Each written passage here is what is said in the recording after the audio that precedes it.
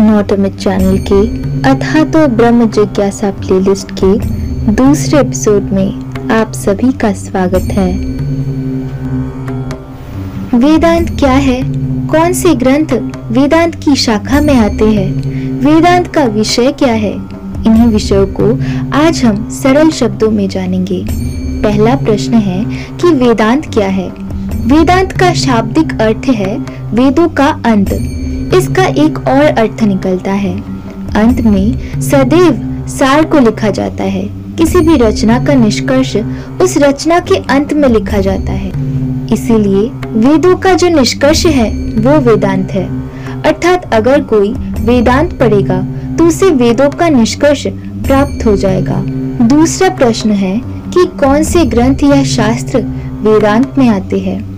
पूर्व में जो उपनिषद है सिर्फ उन्हें ही वेदांत कहा जाता था, पर बाद में जब वेद व्यास जी ने वेदांत सूत्र लिखे अर्थात ब्रह्म सूत्र लिखे तब उसको भी वेदांत कहा जाने लगा। तो अब दुविधा ये आती है कि हम किसको वेदांत माने, उपनिषदों को या फिर ब्रह्म सूत्र को। इसी कारण से इस दुविधा को दूर करने के लिए पहले हम दोनों विषयों को थोड़ा समझ लेते हैं। पहले ये समझते हैं कि क्यों उपनिषदों को वेदांत कहा जाता है। मुक्ति को उपनिषद अध्याय 1 मंत्र संख्या 11 में श्री रामचंद्र बताते हैं, श्री राम उवाच ऋग्वेद आदि विभागेन वेदाश्चात्वर ईरित तेषां शाखा यनेकः स्युस्तास उपनिषदस्तथा। वेद 4 है, ऋग्वेद, यजुर्वेद, सामवेद और अथर्ववेद। उन चारों के अनेकों शाखाएं हैं और उन अनेकों शाखाओं के उपनिषद भी अनेकों हैं। ऋग्वेद की 21 शाखाएं हैं, यजुर्वेद की 109 शाखाएं हैं, सामवेद की सहस्र शाखाएं हैं एवं अथर्ववेद के शाखाएं 50 है। एकैकास्यास्तु शाखाया एकैकोपनिषन्मता। एक शाखा की एक उपनिषद मानी गई है। इसीलिए 4 वेदों से कुल 1180 उपनिषद होना चाहिए, पर अभी के समय में केवल 108 उपनिषद की सूची ही मिलती है। मुक्ति को उपनिषद में भगवान श्री रामचंद्र के द्वारा उन 108 उपनिषदों की सूची दी गई है। हमारी सनातन संस्कृति में जो वेद है उन वेदों में जो विषय रहते हैं वो 4 भागों में विभक्त रहते हैं। पहला है संहिता, दूसरा है ब्राह्मण, तीसरा है आरण्यक और चौथा और अंतिम है उपनिषद। अब जो उपनिषद है क्योंकि वो वेदों के अंत में आते हैं इसीलिए उसे वेदांत कहा जाता है। अब समझते हैं कि ब्रह्म सूत्र को वेदांत क्यों कहा जाने लगा। महाभारत काल में ब्रह्म सूत्र की रचना श्री कृष्ण द्वैपायन वेद व्यास जी ने की थी। जो उपनिषद है उनमें कई जगहों पर परस्पर विरोधाभासी विषय लिखी हुई है। विरोधाभासी अर्थात कॉन्ट्रडिक्टरी। उनके ब्रह्म सूत्र को लिखने का उद्देश्य उपनिषदों में परस्पर विरोधी बातों का समाधान करना था। कैसे उपनिषदों में विरोधाभास है उसका एक उदाहरण देख लेते हैं। मांडुक्य उपनिषद के अध्याय 1 मंत्र संख्या 2 में कहा गया है, सर्वम ये एतद् ब्रह्म अयमात्मा ब्रह्म। अर्थात ये संपूर्ण जगत ब्रह्म से भिन्न कुछ नहीं है, सबका सब ब्रह्म है। अयमात्मा ब्रह्म, सर्वात्मा ही ब्रह्म है। अथवा बताया जाए तो यह कहा गया है कि ये आत्मा ब्रह्म है।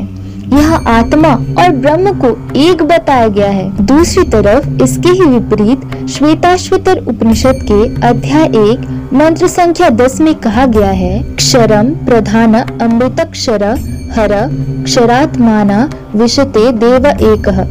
प्रकृति तो जड़ अर्थात परिवर्तन होने वाली विनाशशील है और इसको भोगने वाला जीव समुदाय अविनाशी अक्षर तत्व है। इन क्षर और अक्षर अर्थात जड़ प्रकृति और चेतन जीवात्मा दोनों तत्वों पर एक परम देव परमेश्वर शासन करते हैं। वे ही प्राप्त करने और जानने के योग्य है। उन्हें तत्व से जानना चाहिए। यहाँ ब्रह्म को जीव से अलग बताया गया है। वही सेम तैत्तिरीय उपनिषद में कहा गया है, यतो वा इमानि भूतानि जायन्ते येन जातानि जीवन्ति। अर्थात ये सब प्रत्यक्ष दिखाई देने वाले सब प्राणी मतलब जीवात्मा जिनसे उत्पन्न होते हैं, उत्पन्न होकर जिनके सहयोग से जीते हैं, अर्थात जीवित रहते हैं, और महाप्रलय के समय जिनमें विलीन होते हैं अर्थात प्रवेश करते हैं, उनको वास्तव में जानने की इच्छा कर वही ब्रह्म है। तद ब्रह्मेति। यहाँ भी जीव और ब्रह्म दोनों को अलग बताया गया है। ये बताया गया है कि जीव ब्रह्म से उत्पन्न है और स्वयं ब्रह्म नहीं है।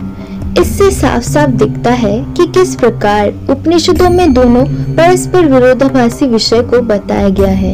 एक जगह कहा गया है कि आत्मा ही ब्रह्म है, और दूसरी जगह बताया गया है कि नहीं, प्रकृति और जीवात्मा इन दोनों को ब्रह्म शासन में रखता है। ब्रह्म से ही ये उत्पन्न होते हैं और उनमें ही पुनः प्रवेश करते हैं। इसी विरोधाभास से मूल दो वेदांत के सिद्धांत बने, एक है अद्वैत और एक है द्वैत।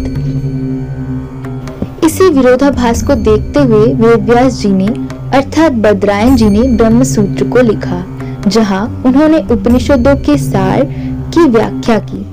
उपनिषद वेदों के अंत होने के कारण शुरू से ही उसको वेदांत कहा जाता था, पर उसके बाद वेदव्यास जी ने ब्रह्म सूत्र लिखा, जो वेदों के अंत उपनिषदों का संक्षिप्त निष्कर्ष है। इसीलिए ब्रह्म सूत्र के लिए भी वेदांत शब्द का प्रयोग किया जाने लगा। इसी कारण से उपनिषद और ब्रह्म सूत्र दोनों को वेदांत कहना सही है, क्योंकि उपनिषद वेदों का अंत है और ब्रह्म सूत्र वेदों के अंत का निष्कर्ष है। अब ये जो उपनिषद और ब्रह्म सूत्र है, ये प्रस्थान त्रय में बहुत विशेष भूमिका रखते हैं। पर प्रश्न हो सकता है कि ये प्रस्थान त्रय क्या है? प्रस्थान त्रय का प्रयोजन मतलब आवश्यकता क्या है? पर आज नहीं, इन सभी विषयों को विस्तार से जानेंगे अथा तो ब्रह्म जिज्ञासा प्लेलिस्ट के अगले वीडियो में।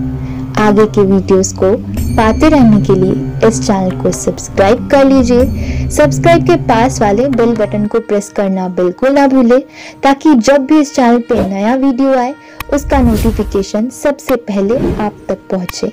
अब आज के लिए बस इतना ही, मिलते हैं आपसे नेक्स्ट वीडियो पर। तब तक के लिए thank you, have a good day and Radhe Radhe. Radhe Radhe Shri Radhe Radhe